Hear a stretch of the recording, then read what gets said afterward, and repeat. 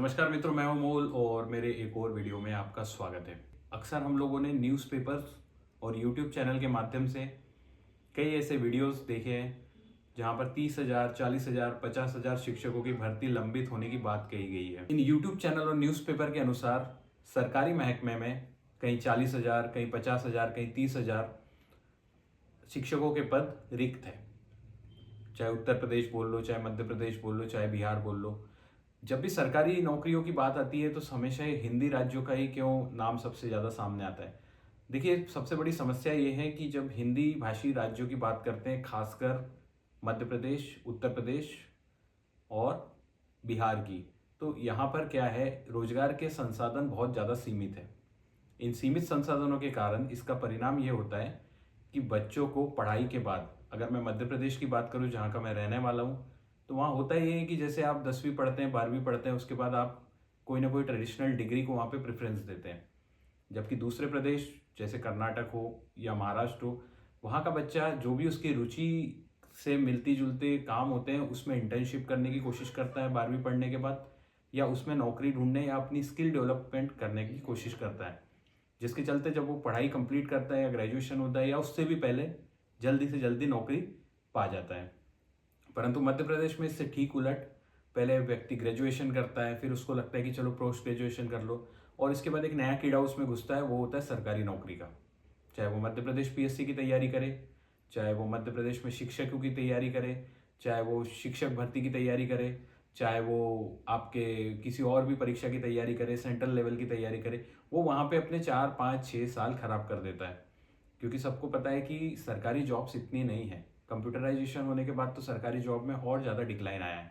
तो इसी सरकारी जॉब का एक हिस्सा होता है शिक्षक भर्ती।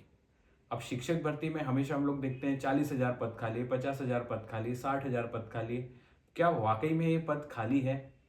अगर मैं 10 साल 20 साल के पहले के आंकड़े लेकर के चलूँ तो ये पद ऑब्वियसली वहाँ रहे होंगे, तभी ये कहीं ना कहीं से निकल करके सामने आते हैं। परंतु जिस तरीके से शिक्षा व्यवस्था में प्राइवेटाइजेशन इतनी तेज़ी से बढ़ा है, तो प्राइवेट स्कूल छोटे छोटे गाँव में, कस्बों में, तहसीलों में, जिलों में प्राइवेट स्कूल की संख्या बहुत ज़्यादा बढ़ी है। और इन प्राइवेट स्कूल की संख्या बढ़ने के कारण जो सरकारी विद्यालय है वहाँ पर नामांकन की स्थिति बहुत ज़्यादा कम हुई है। मतलब बच्चे अब सरकारी विद्यालय में नहीं पढ़ना चाहते। अगर सरकारी विद्यालय में मैं अभी भी देखूँ तो एक स्टैंडर्ड है कि 40 बच्चे पे एक टीचर होना चाहिए। लेकिन हम अपने आसपास के ग्रामीण क्षेत्रों में अगर जाकर के देखेंगे ना, तो कहीं 2 बच्चे पे 2 टीचर हैं, कहीं 10 बच्चों पे 4 टीचर हैं। इस प्रकार की स्थिति वहाँ हो गई है। पिछले 2 दशकों में मध्य प्रदेश में सरकारी विद्यालयों में नामांकन में लगातार गिरावट दर्ज की है। वहीं प्राइवेट स्कूलों में ये नामांकन की दर बढ़ी है। 2010-11 में सरकारी विद्यालय में कक्षा 1 से कक्षा 8 तक जो नामांकन थे वो लगभग 1,05,00,000 थे, जो लगभग 2022-23 आते आते 65 लाख रह गए।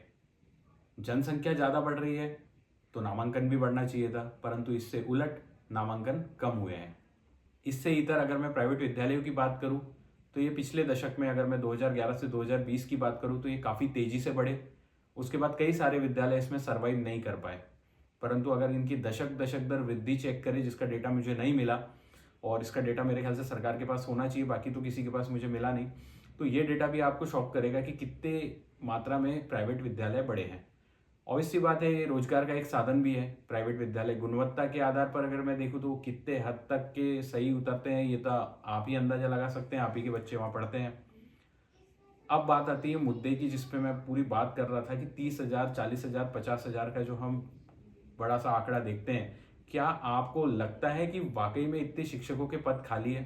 अगर सरकारी विद्यालय में नामांकन की स्थिति लगातार गिरावट दर्ज कर रही है, इसका मतलब ये है कि शिक्षकों की जो सैंक्शन नंबर है उसमें भी गिरावट दर्ज होना चाहिए, क्योंकि हमारा सिस्टम स्लो है, वो दर्ज नहीं करता है।